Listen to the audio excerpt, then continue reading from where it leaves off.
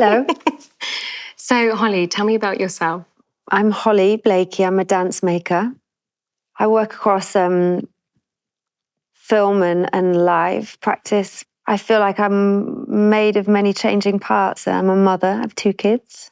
How did you get into dance, or did dance find you? All I've ever done is dance, actually. And I started when I was really young, and I had a book of ballet that I think I found lying around the house, or my mum had. It had Anna Pavlova in it. I became obsessed with ballet and the sort of performative idea of what it seemed to look like a woman to me, like this kind of glowing thing that I was not yet. And of course, you realize never will be. The aspiring idea of this like incredible form, and it really started there, like this admiration of like this woman, and then of course this dancer, and then it was through little modes of pop culture, like. Truthfully, I was obsessed with Michael Jackson. Of course, I have conflicting views about that now. And I would say he played a huge role in why I started dancing. Equally, the front cover of a Fleetwood Mac album that my mum had, where they wear the ballet shoes, is it Rumours? I think it was a series of images and experiences, sort of gentle exposure to American television, seeing Missy Elliott on, at the hairdressers or things like that pieced the puzzle together. And then I went to a ballet school, which was in this tiny little shed kind of building. I feel guilty saying that because it makes it sound like, because the people who ran it were amazing. They were wonderful, Dance Incorporated in Lancaster. And my mum used to drive me there. And I'd go like most sort of young kids would then, every Saturday evenings after school. We'd do ballet and acro and jazz, and my sister would do tap. I never did tap. As I was describing the school just then, I remembered my mum driving me to the studio. I remember the rain. It was the north, so it was always raining.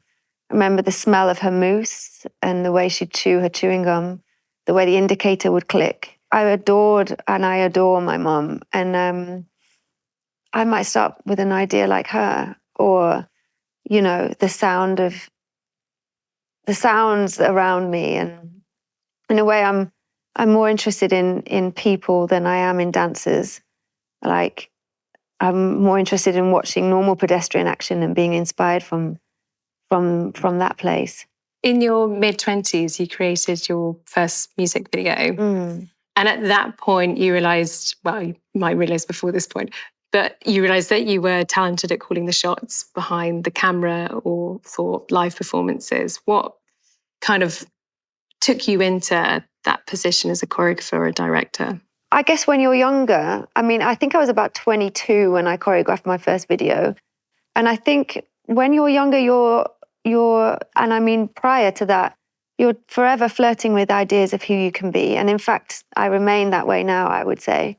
But you're trying out different ways of being, aren't you? And I would just remember when I choreographed my first film, being like, this is where I should sit. This feels right. I'm going to sit on this side of things. I like to watch.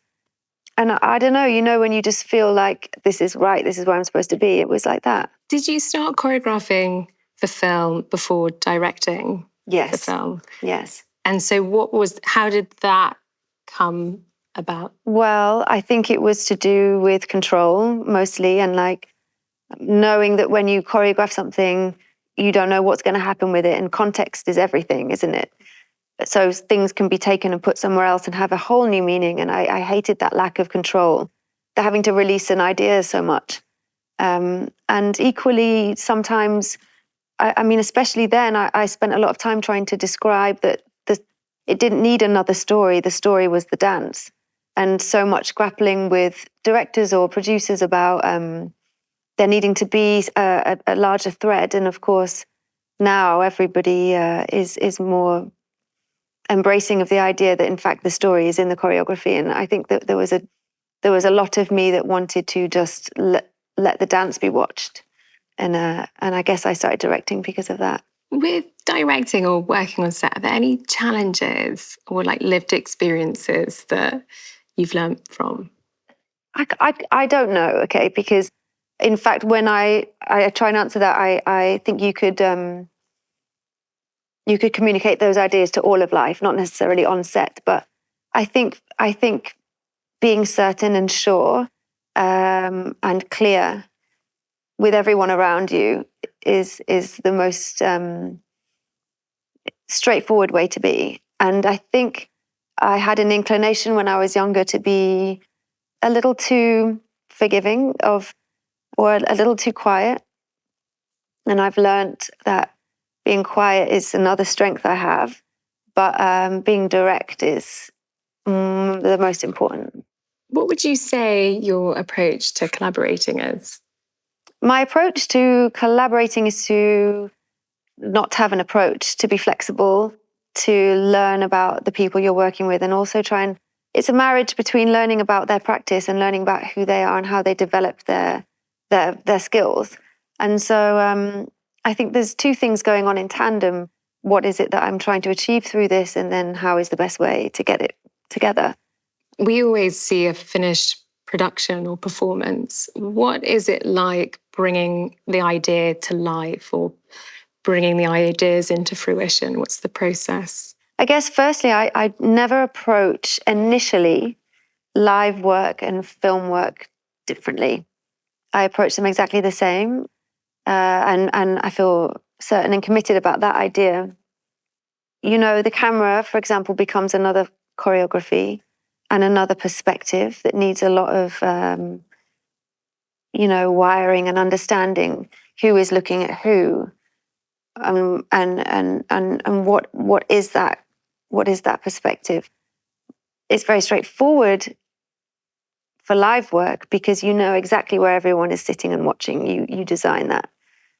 There's something wild about live work where you eventually just have to go, I don't know what they're even going to do, but it's happening. We've been rehearsing for however long. And in a way, there's moments when they don't know, they don't know what they're doing. It's in their muscle memory and it's in all of the studying and work we've done, but all kinds of mad stuff happens that wasn't planned. So there's like a freedom and a wildness to that I adore. But I also love having the most sort of articulated control with making film, down to the most subtle inhale, exhale. They both start the same way, but they certainly both finish very differently. You've been described as a punk choreographer, an ambitious choreographer who has the ability to shake up the world of contemporary dance. How does it feel to hear that? Do you read articles, reviews? Is there like an internal response? Yeah, I mean, I read everything. I get the worst reviews you could imagine, and I get the best reviews you could imagine. The older I've got, the more by which I mean the more experience I have receiving people commenting on me and my work, the less it bothers me for sure, in both direction.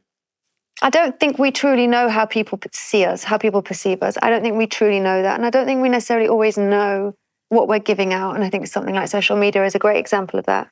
We don't always know how we are seen. And I think, honestly, too much introspection isn't necessarily that good for us. For me, it's just like, I just want to focus on the work. You have described your work as social dancing, which resonates beyond the dance industry. How did you form your identity? And where did your influences and inspirations come from? I've a lot more recently been thinking about memory and my own memory and also huge gaps I have in my memory. And I imagine the maypole as a child and running around the maypole, and I imagine the things I've failed at in dance. There's always this interplay between my own catastrophe and my own celebration or my own euphoria. This sense of things having a folkloric quality or playing with ideas of social dancing come from a sense of union I want to arrive at in the work. I, make a lot of work for film and for music video and for mass culture. And I think there is a lot of value in that. And there's a lot of value in people being able to see things that aren't your normative dance audience. I might think about how I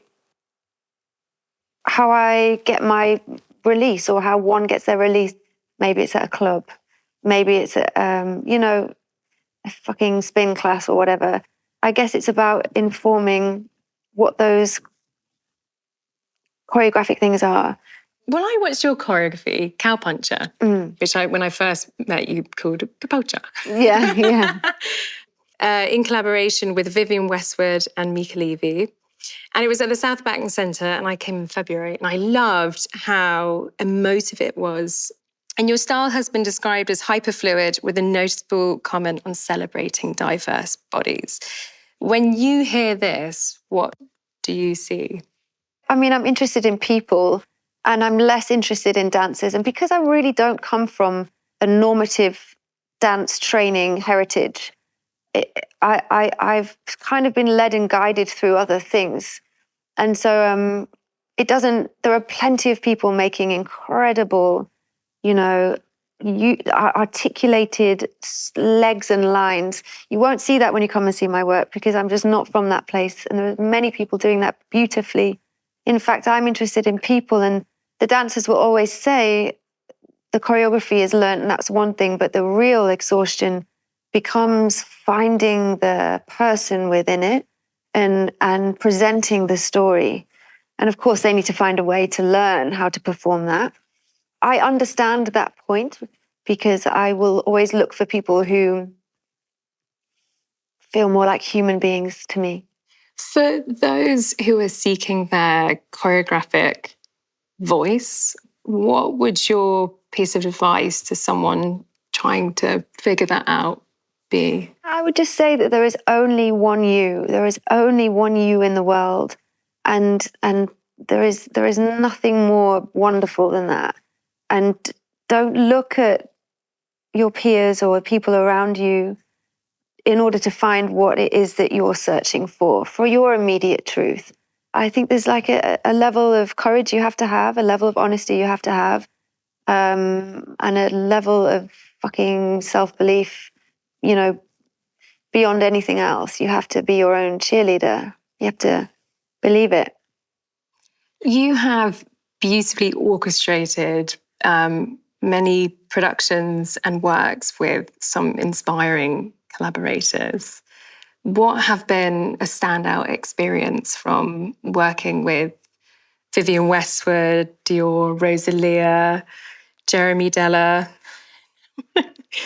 Mika Levy, Yes. and your husband, partner? Yeah, boyfriend, I call him. I've been very lucky. And, they all mean different things. Like, I work with my boyfriend, with Gwilym, all the time. And in fact, it's that's sort of like a habitual, continuing, thing that we just talk all the time. Or we have a studio in the house, a music studio in the house. I mean, working with Rosalia was incredible. She's amazing. I was almost 9 months pregnant when I was working with her. So I was waddling around and falling forward all the time. But she has this unbelievable power and courage, actually, and certainty that's very, very, very inspiring. All of the people I've worked with, different sweetnesses are born from each of them. I can't really compare them. You mentioned there about working on set professionally and being pregnant and raising a family. What has that experience been like? Yeah, it's been amazing. It's a journey of many things, isn't it? I've got a great team of people around me who really support me and know that between certain hours of the day they can't reach me, and I'll be back at 7:30 p.m.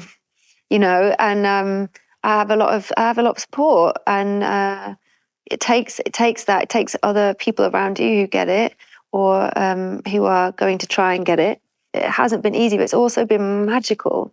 like amazing. And you feel like, wow, I can do anything. And I wish now I knew how powerful I can be before I was pregnant, because I didn't realize I had this extra gear.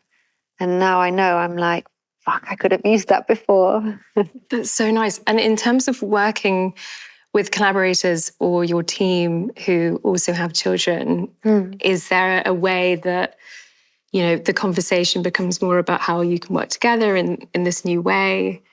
Yeah, it does. Like, I work closely with Darcy Wallace. She assists me. She's a choreographer. She's wonderful. I've worked with her for years, and she also has a child.